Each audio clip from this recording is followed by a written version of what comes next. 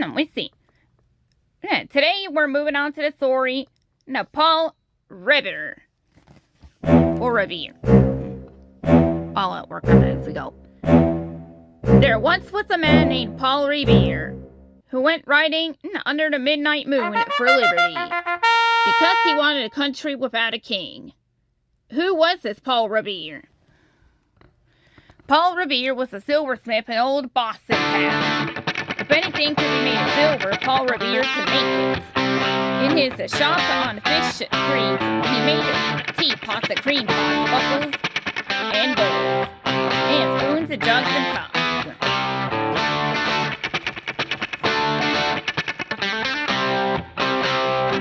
On April 9th, he left his shop and walked quickly through the streets, keeping away from the king's soldiers in their red coats. He soon met up with a man named Robert Newman. The king's soldiers marched tonight, Paul Revere said. They want to capture 2 of our men. I am riding to Lexington to give the warning. Robert Newman nodded. I know the plan. I will show lanterns from the church tower to tell our men how the British go. 1 if by land and 2 if by sea. Show 2 lanterns, said Paul Revere. The redcoats are going by sea.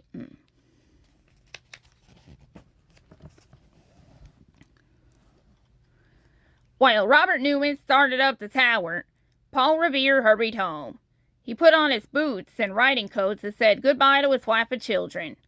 To his oldest son, he said, Now it's up to you to take care of things, for there's no telling if I will return. Once again, Paul Revere went out into the night. With 2 friends, he headed to the riverbank, where he had hidden a rowboat. My spurs, he said. I've forgotten them. How can I ride without them?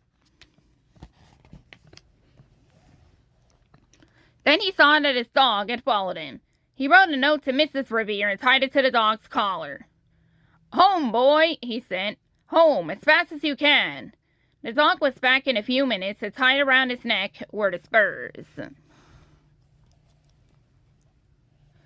Getting into the boat, Paul Revere and his friends began to row across the river.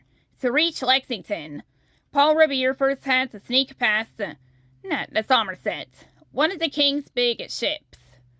At any point, Paul Revere expected to hear cannon fire or the shouts of a ship's officer, but none came. And at last the rowboat touched the shore. Not so far from shore, Paul Revere met some men. They led him to the house of Deacon John Larkin, a friend of Paul Revere's, who gave him a horse. You must be careful, sir, said one of the men. There are redcoats on the road. Then Paul Revere began riding for liberty. Past fields and meadows, past orchards and farms. He rode towards Lexington. Suddenly ahead of him he saw 2 men on horseback. Their pistols gleamed in the moonlight. Redcoats. One of the soldiers galloped toward him, and Paul Revere cut across the field. Near a swamp, he suddenly turned aside. He smiled as the horse behind him crashed into the swamp, its hooves sinking into the mud. Spurring his horse on, Paul Revere raced to another road, riding. He came at last to Lexington.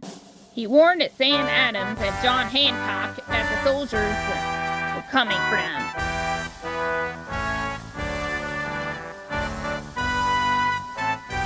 Then Paul Revere continued riding towards the village of Concord.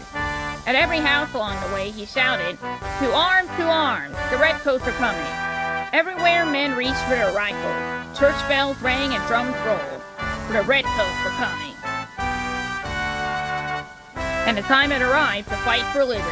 The war went on for years, but when it was over, there was a new country. The United States of America. It was a country without a king. Just as Paul Revere had wanted. And Americans had never forgotten Paul Revere, who rode for liberty under the midnight moon. The end.